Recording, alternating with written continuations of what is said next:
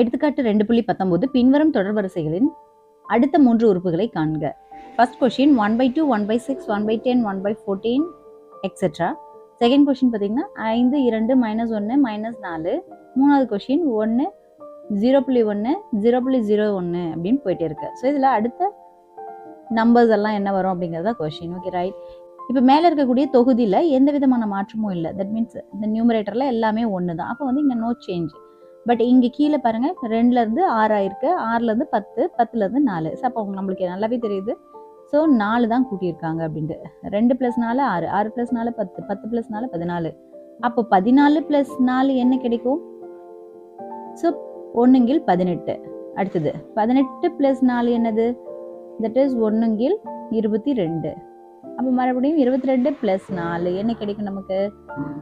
So 1/26. அதுக்கு மேலேயும் போயிட்டு இருக்கோம். பட் அவங்க